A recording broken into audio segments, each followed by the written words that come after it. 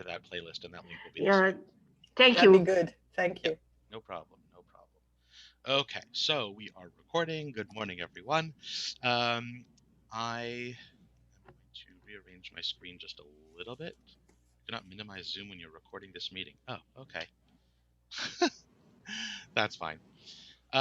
Okay, so I thought I could last week, so that's interesting. I'm just going to take a moment and double check that fact. Okay, that's weird. All right, so let's get started. So today we're going to discuss the Gvurot section of the Amida.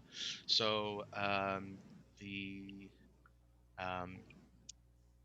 Gvura means might, mightiness of God. We're going to talk more about that, of course, in depth. It's page 156b in the Blue Sim Shalom Sidor, and it is also in the PDF that I provided last week and this morning. So you can follow along there. I might be able to share my screen as well, but I think we probably all have that source, and it's helpful for me to see other things on my screen at the moment. So, the um, what is the location? What is the function generally? So the Gevurot section begins with Ata Gibor, how fitting, you are mighty. Halfway down the page is the set of bold words right in the middle of the page. It follows the Avot section, and it's connected intimately with it, of course. So Gevurot has the root word of Gibor, which is right there, the second word, which means might and power. So this section of prayer praises God for God's might and power. It includes a mention of God's healing of the sick and resurrection of the dead. And so it's also called Tchiat HaMetim, the Tchiat HaMetim section, the resurrection of the dead section.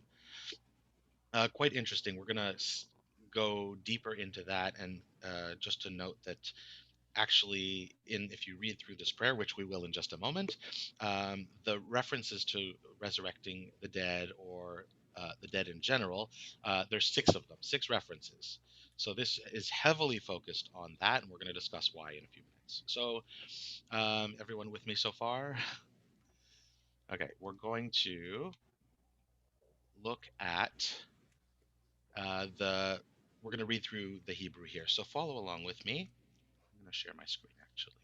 Do that here. Bear with me a moment. Share screen. This one here. So I can point as we go. Okay, so there's no great place to put this in the middle here. Yeah, okay. So we're start. Can everyone see my mouse circling Atagibor? Mm-hmm. Okay. Yeah. All right. So Atagibor, you are mighty, or your might, as it's translated over here. Le'olam Adonai. Ah, interesting. Le'olam literally means the world, or to the world. Or if you want to look euphemistically, it's really to the ends of the world. So that's the expression le'olam means forever. So you are forever mighty, God, or your might goes on forever. Mechaye mitim ata, you resurrect the dead. Mechaye comes from the word life, chai. So when you have a me before a word in Hebrew, before a shoresh, it means the one who. Okay, so the one who resurrects the dead. Rav lahoshia, with great saving powers. Okay, Rav is great, like Rabbah, and lahoshia we know is saving. Okay, so then in the right time of the year, the rainy season, we say Mashiv Haruach Umarit Hagashem. Right? Actually, that's not the rainy season. It's specifically because it's not the rainy season. Mashiv Haruach, the one who. Remember, we said when there's a mem, it means the one who.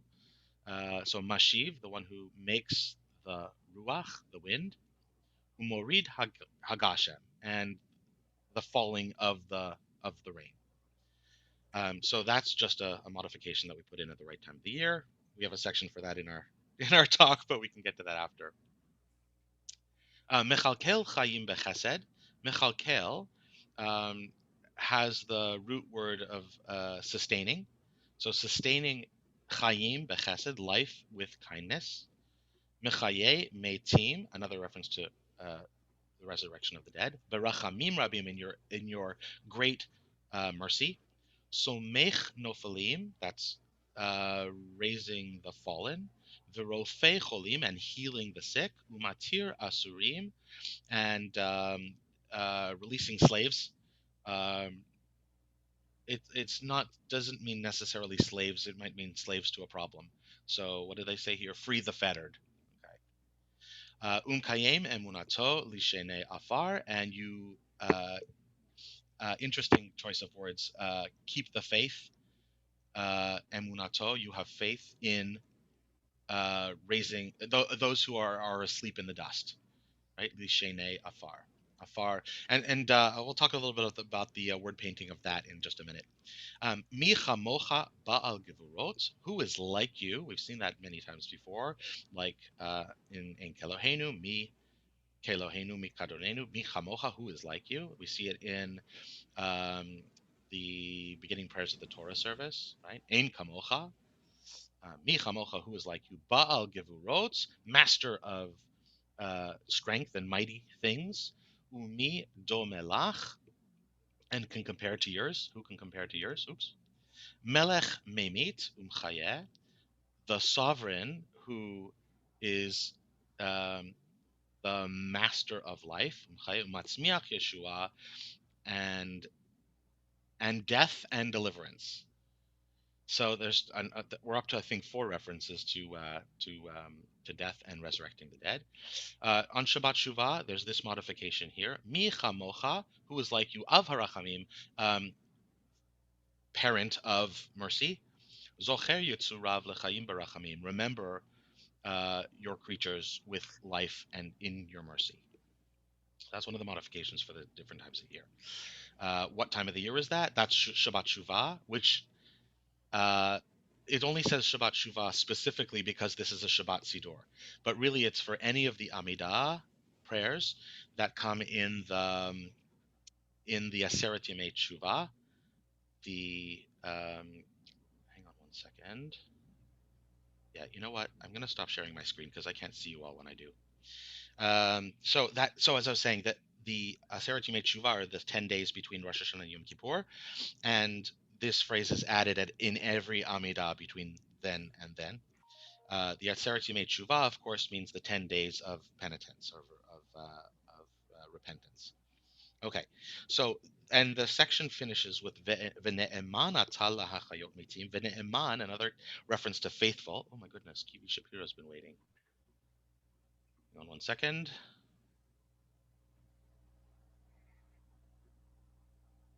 Let's just wait till he connects so I can apologize. I don't know how long he's been waiting. Okay, while he's connecting, Vene'emanata, and you have great faith. Faithful are you. Lehachayot metim, to give life to the dead. Baruch atah Adonai, blessed are you, God. Mechaye hametim, the giver of, the resurrector of life. Um, so that's the Gevurot section, and I'll just say, finish the page here because it's worthwhile doing that. Um, there's a transition to holiness at this point because normally when we say the repetition of the Amida, we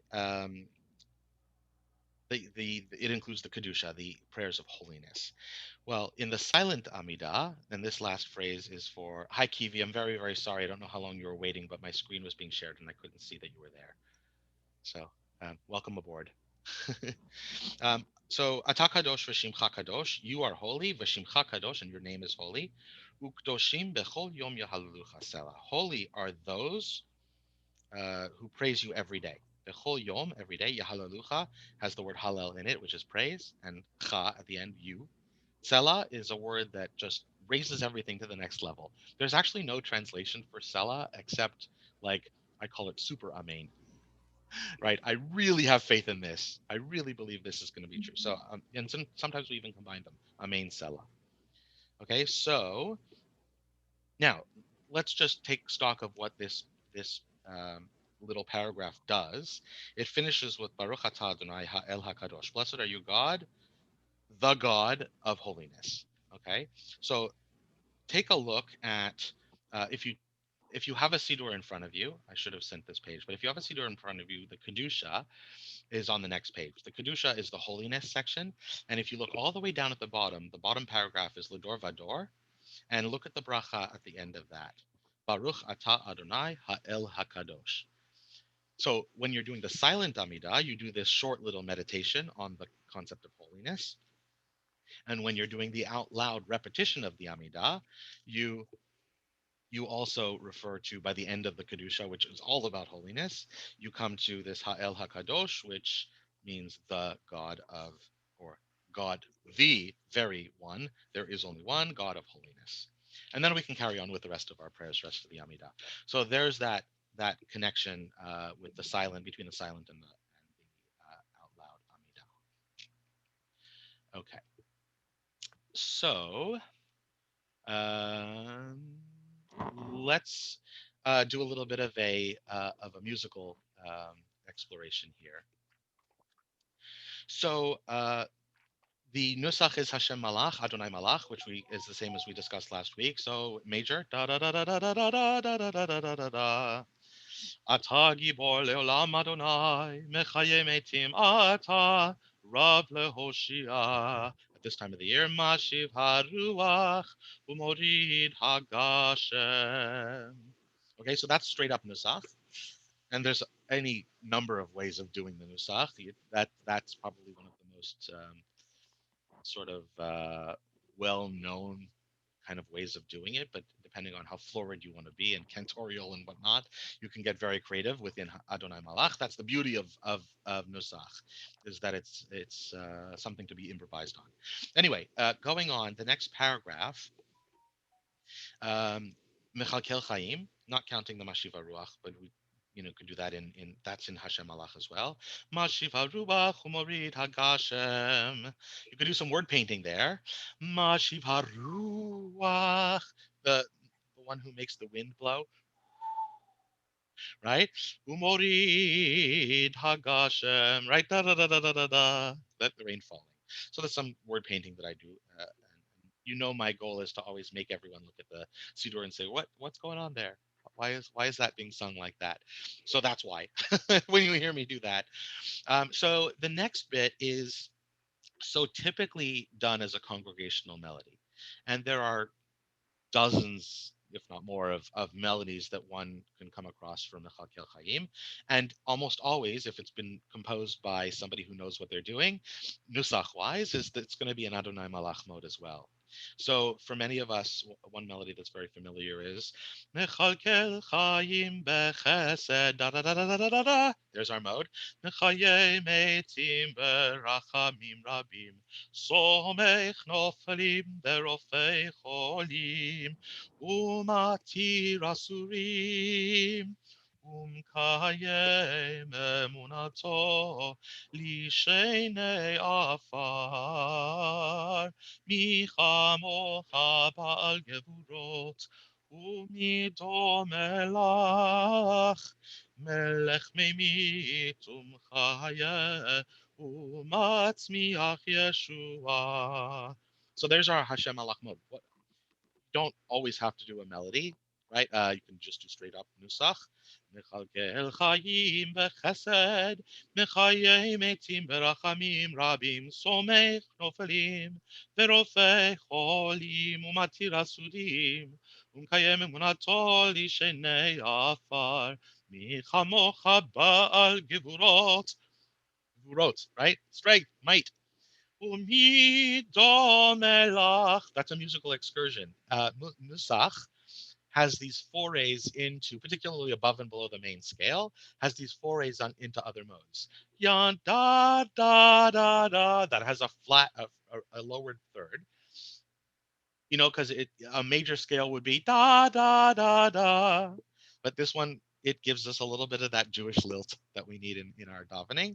So umi do melach, then we transition back melech mimitum chayeh umatzmiach Yeshua v'ne'eman. So you could see that you're staying in Hashem Malach, but when you're like at the above and below the scale, that's when chazanim or shlichei tzibor who know what they're doing tend to improvise a little bit and go into take these musical detours into the spirituality and also the word painting, right? Umidomelach, who in the world could compare to you? There's nothing like you, so we might as well do different Musaf for just a moment.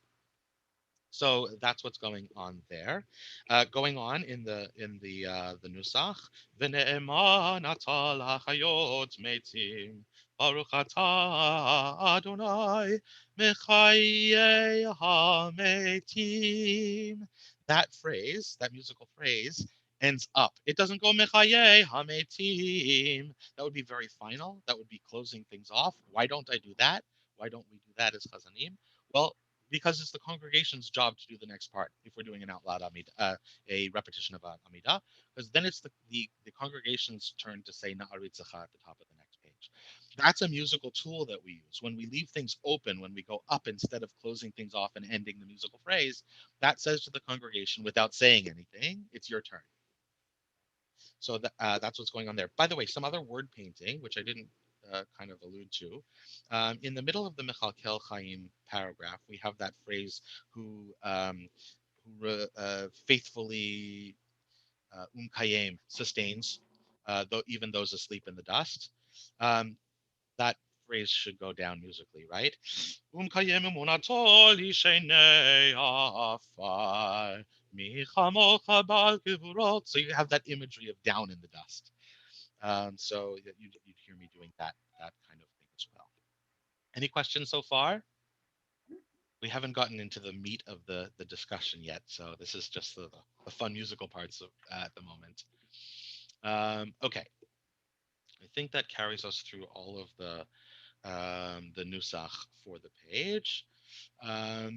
So let's have a little bit of a discussion here. The name given by the sages, Gvurot, seems to define it well, right? Gvurot are mighty deeds, and this is a bracha showing the power of God, right? This kind of makes sense thematically because there's a first we have the avot, which is the bracha that defines who God is in relation to our ancestors, and then there's the paragraph or section of the page that says what God does. So this bracha lists a number of great deeds, emphasizing the needs of humans, of people, health and freedom and support and life itself, of course, and that these are all in the hands of God. So as I'd mentioned, there are 6 references to reviving the dead. Well, why might this be so central to a section on Gevurot? Does anyone have an idea of why we focus on reviving the dead? Go ahead and unmute yourself if you have an answer or thought on this. If we're talking about the power of God, why is reviving the dead so important? Okay, I know. I can take a shot at it. Go for it. It's William. Does anything have to do with the anticipation of like messianic comings and the coming of Mashiach and the bringing back of everyone who's passed back to life? Any Yes. connection to that? Yeah, and that's a piece of it, although it's implicit, not explicit, right? Yeah, exactly. It doesn't have the word Mashiach anywhere in here, as far as I can tell, right? Don't think I've missed it. So yes, that's an underlying piece of it, and the idea that God will bring our lost loved ones back to life. But I think there's like a deeper exploration of that. So let me use that as a starting point, and I'm really glad you put it that way. So there's a Mishnah in Sanhedrin, which is in Talmud. It states that one who doesn't believe in the resurrection doesn't have a portion in the world to come, in Olam Haba. Okay, so in other words, if we don't believe that, is it not believing that we come back to life as something or something happens to our soul? That's not exactly the point. It's that God has the power over resurrection, right? That's what the Mishnah says. So that why is it so important to believe in resurrection? That God controls resurrection. Um, the idea is that future resurrection of the dead is the guarantee of God's ultimate victory and good over the world. And so what that means is God is we know that God is responsible for all of the things that that happen, all the good that comes to us. It's totally true. But the point here in the Gvorot section is that um, excuse me, no matter what the situation, no matter how final or fixed, that can't be undone by God. That's not what we believe. That God can undo even the thing that we as humans can understand as the most final fixed thing as death, that even God can undo that. And that's the power that we refer to in God. And that's why it's so important to focus on resurrection, not just all the other things. We praise God for all kinds of things that God does, but nowhere in any of our tefillot is uh, there such praise of God's total dominion over the most basic part of nature as death than the Gvurot section does.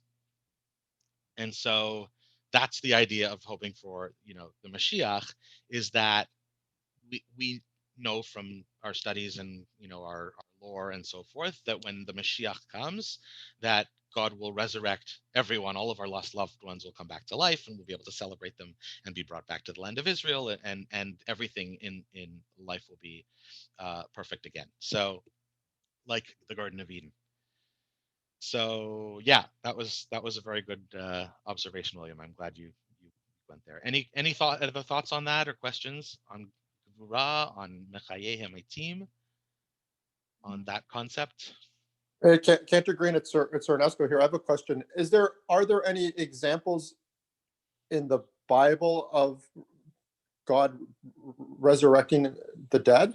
I can't think of any in my mind's eye. So there aren't. There are references in Midrash.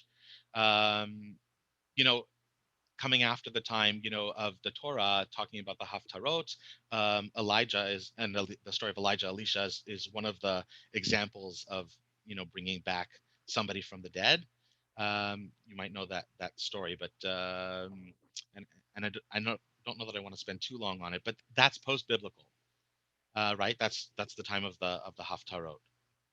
So, but that's the thing, is that the idea of Gvura in the Amida is really looking at the future. It's really assuming something that will be a future miracle, um, which gives us hope and gives us, something to look forward to, just like the coming of the Mashiach. And if you believe in that, if you believe that that's important, even if you don't, even if historically you understand that. Coming back to bringing back the dead to life is something that we look forward to. Can you imagine, having back somebody that you've lost? So it's a prayer, right? It's a may God situation, and that's a future tense kind of thing. So a really good question. Um, can anyone think of, unless I'm missing something, can anyone think of a Torah story of bringing back the dead to life? Um, I think, but it's not. But one of the explanations, even when Abraham sacrifice was trying to, there is like some portions that they say that he was killed, but he was actually resurrected, but they don't want to kind of explain that part. So that's so funny that you bring that up. It's so that would be the closest I would see. I had that in mind as well. That's a close call. Whether you believe that Yitzchak, I don't know that that Judaism goes so far as to say that Isaac was actually dead. Yeah. Um, I Yes. know that there are extra Torah, like outside of the Torah, discussions about that. But the letter of the Torah says that God stopped it before it happened, and the angels came and said, "Here's your goat. Go ahead." But that is on my mind. That is a close call. Yeah, and I think like from my personal view is like, what is the point of life when just praising God and singing, and then you're just dead, and then you're not going to come back. But we know, like, especially having loved ones, and you're going to miss them. But I think the hope that we are all going to be together in eternity with God, like when He comes back. And so it actually gives some meaning to life, or not. Like, what is the use of we praising and praying? Like, I think it doesn't really make any sense. But Right. the hope that it calls for all those things is, yes, it Right. does. Right, and so much of what we do in Judaism is targeted at allowing us to attain Olam Haba, the world to come, a place in heaven, a place where we're reconnected and where life goes on in some different form, or the soul goes on. Really, is the Yeah. way we think of it, and that is probably another very good reason why we use death as the gevurah that we praise about God in this section. Very nice, Rose. Very nice. Any other thoughts before we kind of Would go there on a be little The bit? any? midrash that says, no, that's just saying that the Mashiach comes, then God will breathe back the soul into the bones and they will rise. That's correct. It is midrash. That's what it says, actually. Yes, yes. Um, Midrash Rabbah and Midrash on Sanhedrin, by the way. That's why we quote Sanhedrin here. So that's good. And where's my learning from? I have a Safaria open, but it's kind of deep, so I'm gonna it would take too long to explain all of it. But yes, it deals with that midrash. Those midrashim. There's multiple. Okay, so that's good. Yep. Question. Yeah, I have a question on how we reconcile like this part of the prayer service that speaks of like God's almightiness with the understanding that in Judaism there's also responsibility from the people to do good deeds, in a two-way covenantal type of relationship. So is there something later on in the service that reminds of that, or it's just a different understanding of the importance of God versus people in Judaism?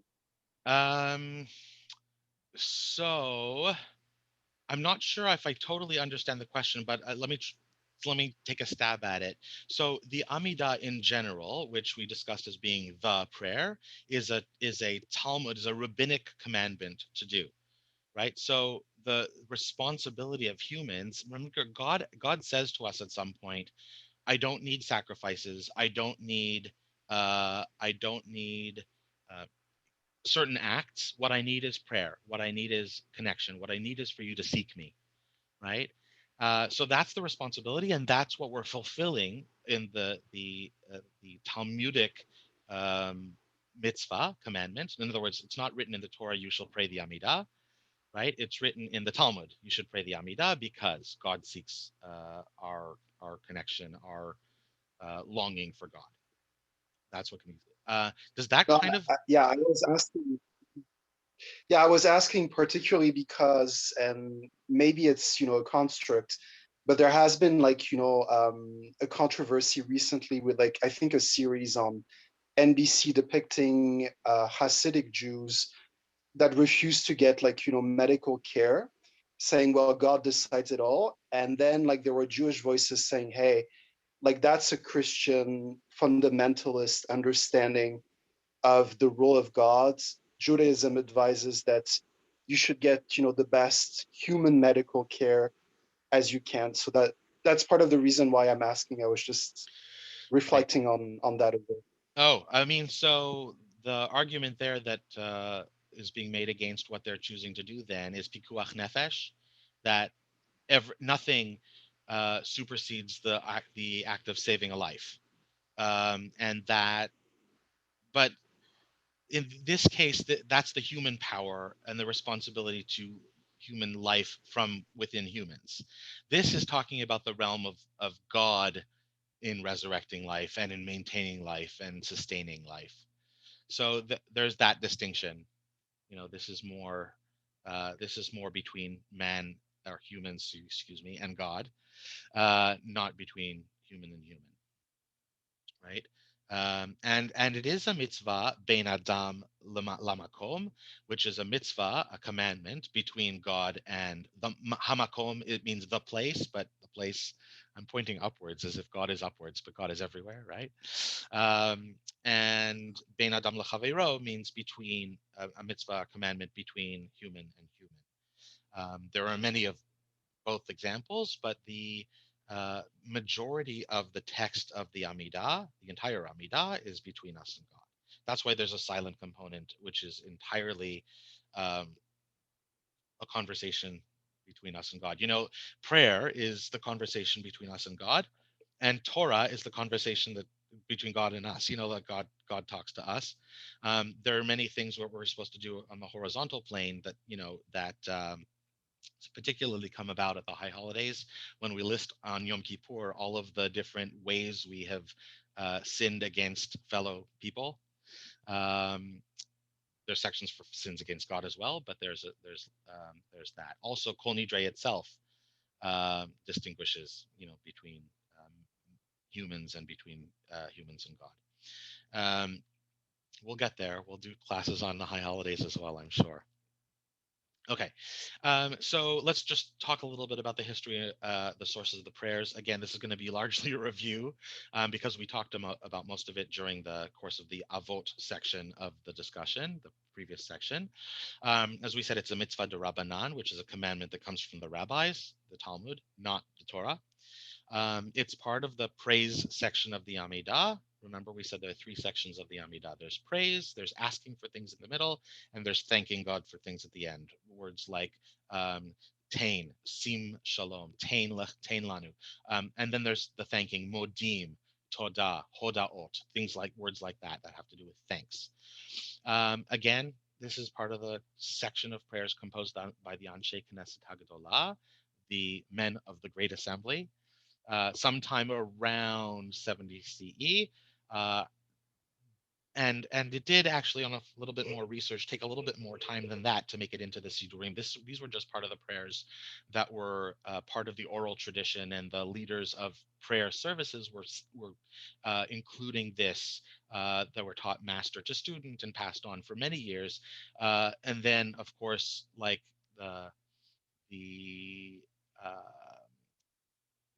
when when Jews were dispersed following the destruction of the Second Temple around 70 CE, they started to think about writing these things down because they were concerned that they were going to lose prayers. So that's when it started making its way into individual hand-printed copies, handwritten copies of Sidurim, and then, of course, hundreds and hundreds of years later, like actually thousands of years later, we have examples of 1400-year-old Sidurim. That would put us about halfway between then and now. Halfway? No, more than halfway. But anyway, Sidurim weren't, finalized like the Ashkenaz Sidur, for example, didn't come about until about 400 years ago, and then were really solidified with the printing press. So, which is a much more modern invention. But anyway, this is an old prayer. This is a really old prayer. We talked about some of the word painting, Mashiva Ruach, Mechayim Eitim, melodies. So, again, just to come back for a moment, um, the idea of congregational melodies, compositions, just the difference between nusach and compositions. So nusach is the ancient prayer modes, as we've said, and they have specific motifs. In this case, major, Adonai Malach. You can have in the nusach you can foray into the other modes, but there's compositions as well. As I said, a good composer will write in the nusach and refer to the nusach. It other melodies that exist, for example, Cantor David Bagley, who was a Canadian cantor and one of the greats of more recent times, wrote this composition. You might know it. Mechalkel chayim bechesed, mechaye metim berachamim rabim, somech nofalim berofei cholim, umatir asurim. ומקיים אמונתו לשני עפר, etc. I won't go through the whole thing, but Wasn't he for a while at Bethzedek? That's correct. Beth Tzedek? No,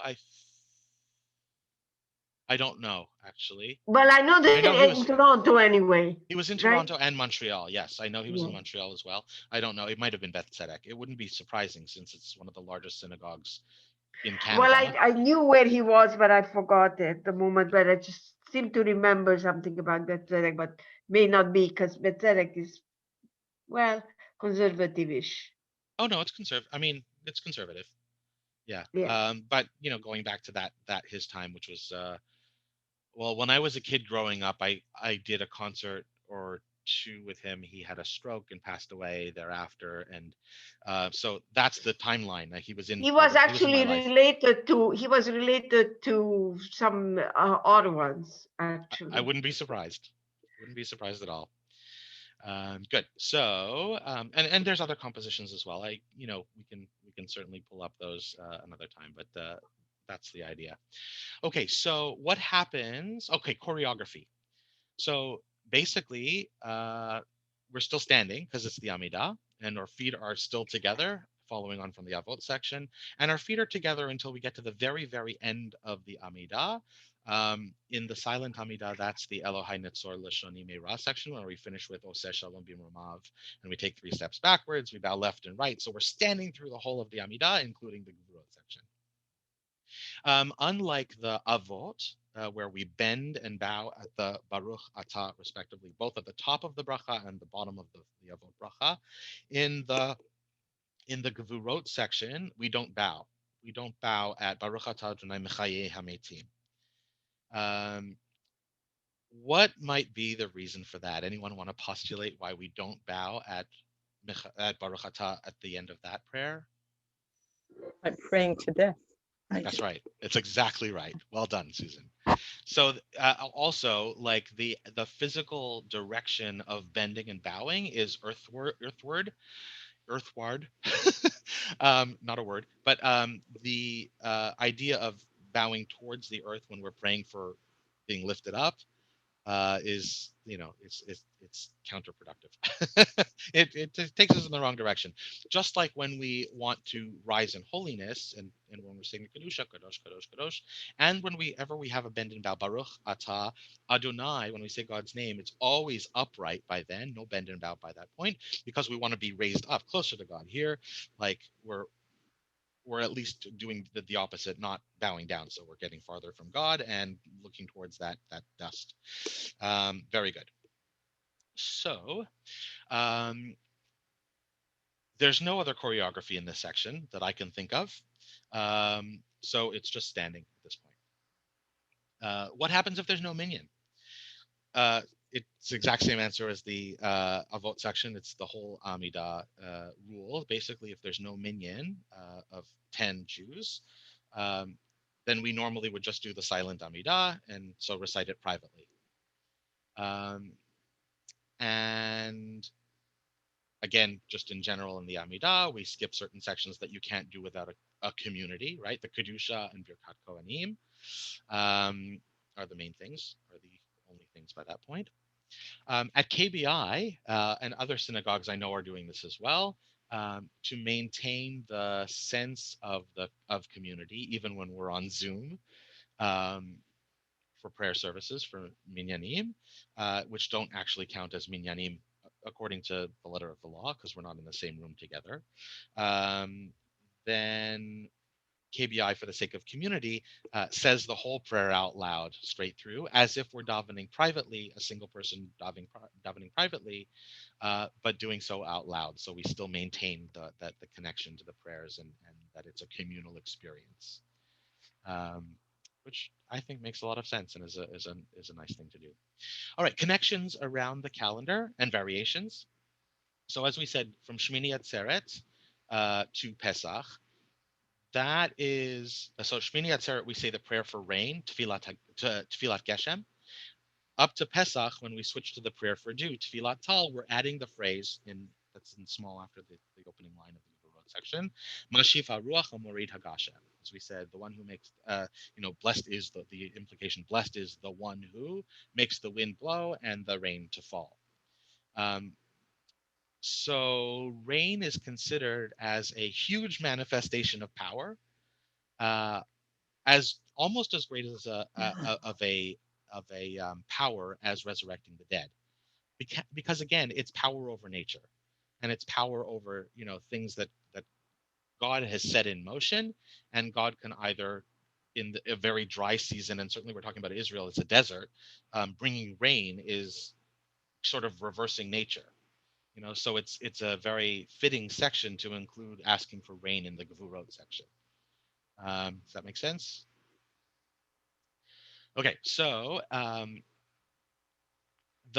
what I will say is during the other time of the year between Pesach and Shmini Atzeret, some non-Ashkenazim, let's try that again, except for many Ashkenazim, most communities also insert a line recognizing dew in the summer. So just instead of Mashiva Rocham Rid Agashem, they'll say Morid Hatal, the one who causes dew. Right, so that's a modification that's not actually in our Siddur because we're Ashkenazim, the East Siddur is Ashkenaz, and so that's a distinction between Ashkenazim and most Sfardim and Chabad and Musaf Ori, all kinds of other nuschaot, which doesn't mean tunes in this case; it means prayer traditions. And as we said on the Aseret Tshuva, we read aloud the Micha Mocha line, which refers to remembering us for life, which is again perfectly fitting in the Gevurot section, because we said, this is about God's dominion over life and controlling it. So that brings us to 1042. Not bad in terms of the timing. I feel like I repeated myself in a couple of places. Any questions? This is a good time for that. Yes, Cantor Jason, when did all this choreography start?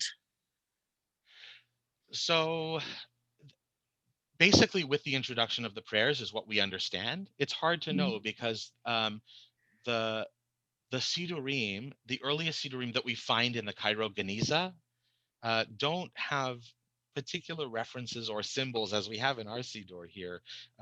Actually, this Siddur doesn't even have them either. This is a perfect example.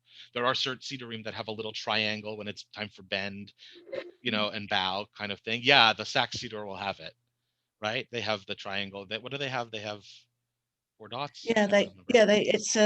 It's triangles and inverted triangles. Right. So and the Lev Shalem has inverted triangles, but our Siddur, which is what from as late as 2005, right? So very recently, doesn't have any symbols in them at all. So we don't know. Like there aren't records. The Anshe Knesset Hagdolah were responsible for defining how prayers were recited and what prayers were to be included in prayer services. So even before we had Sidurim, when it was oral, they were doing these things, but we don't know which ones regionally got. We just don't know. But we assume that it came along with the introduction of the prayers.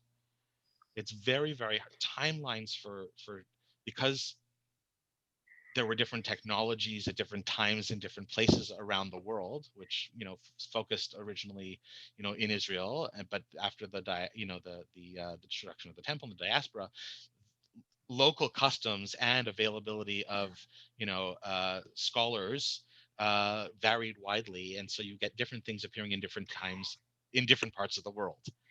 Okay, so I have I have one Siddur that was left from my late father and a Pesach thing. And all these instructions are in Yiddish. And while the main text is a decent size reading, a little bit the same size as in the Siddur, the explanations in Yiddish are so tiny that to be able, I could read them and figure it out, but it's impossible to read. So I don't know so I have no idea what I haven't got the faintest idea what. That can happen. See, that's because it's just not it's not legible, and they've been very well used, and the pages are very yellowed. So yeah. Well, what we can do though is we can always crack open a Talmud, because the Talmud in section Brachot, as we said, has all the laws of the Brachot, all the laws of the execution of the prayers. Right. So we can always open up in the book and say, it says here, we do this, we do that, we bow here, we go on our tippy toes there. It says that all in the Talmud. There are tractates that are dedicated just to that. So we know at least it's as late as the Talmud. And and then it's but the Talmud is still focused very very much on Jerusalem and thereafter from Yavne, where the center of Jewish study continued after the diaspora. So it's still it's like I said, after that fact, it varies wildly in fact, as to when prayers made it into writing into the communities, whereas before they were just oral traditions. Good question though. What else? In the green, I think Yeah. I missed something. Like, I understand that we bend three times when we say Baruch Atah Adonai, like through the text. Yes. So the first is like the moment we start, hmm and then is it when we say Baruch Atah Adonai, Magem Abraham?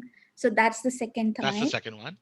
And And the then third one I missed out. so we haven't gotten there yet. Okay. So I'll tell Okay. you, the third one is on page 160, if you have the blue seed. Oh, okay, okay. And Okay. it's in the Va'al Kulam paragraph, which is a thanks section paragraph. It's actually so it's the middle of the thanks section. Va'al Kulam, for all these things we thank you, and it's the bracha that's Baruch Adonai Hatov Shimcha Ulchana Elohodot. Great is your name, and what does it say here? The essence of goodness worthy of acclaim. Yeah. Right? Okay. Okay, so Yeah, got it. L'chana Elohodot. Lahodot is again it's the word for thank you. So thanks. Oh, So that's the other time we bend and bow. There are some other choreography bits, as I said in the Kedusha, at the end of Sim Shalom or at the end of Elohai Natsar, the prayers ending the thanks section. One of them for the out loud part only, one of them for the silent part only. They have their parallels. We'll get to that, I promise. okay. So thank you so much. That's fine. The next thing we're going to do is we're going to look at the Kedusha. That's a big one.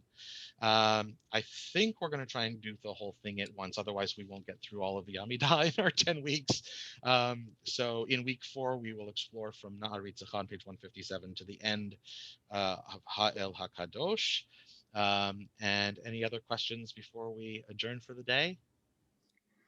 No, I was just I remembered another thing about the person who was resurrected. It's the prophet Elisha, who kind of sleeps on the boy and he resurrects. So That's the story. Yes. Yeah. That's right. But that's the one I referred to. But that's again to answer the question that I think was it William? I can't remember. That is after the time. It's in the Haftarot. It's in the writings of the prophets. Yeah. Right, Elijah. So not to be prosaic, actually, he did mass resuscitation. I think the kid had something stuck in his throat that kind of blacked him out, because it describes it that he coughed twice and fell over dead. He's 7. Yeah. If you look at that. Of course. One thing I love to do. Oh my goodness, this is another course entirely. But the science behind the religion. Well, I mean, there's a lot of science that supports it in a very kind of way. And the person who has a similar situation was Liszt, the composer, because he was supposedly dead, and they were doing his wake, and he just got up, oh my gosh, up during his wake. That's why they call it a wake. Oh, okay. Mechaye Hametim. Right, there you go. Exactly. It's very good. It's very good. All right. Well, I'll wish you all a wonderful week. We'll meet next week at the. Oh wait, are we meeting next week? We're not meeting. I thought you We're said not meeting next week because of Passover. No, wait, hold on. Let me just double check. It's the week of Passover. It is. Wait. No, it's not. We're meeting next week. We're meeting next week. Yeah. Yeah, it's 2 weeks. That's correct. That's correct. So 28th is in 2 weeks. Time passes too fast. You don't want to hurry it up more. That's right. That's right. All right. Well, thank you very much, everyone. Never for joining mind me. that we'd like to hurry it up so we get a vaccine and can get going. Right? Amen. That's another story. Here. Had my first one. Very good. Good. That's very good to know. Well, good luck everyone with yours, and I'll see you next week. Thank you. And Chodesh Thank Tov, you. everyone. Thank you. Thank you have a- very much. Thank you, Cantor. Thank you, Cantor Jason. My pleasure. Thank you, Cantor. Bye now. Thank you. Bye. See you all soon. See you. Bye. Bye.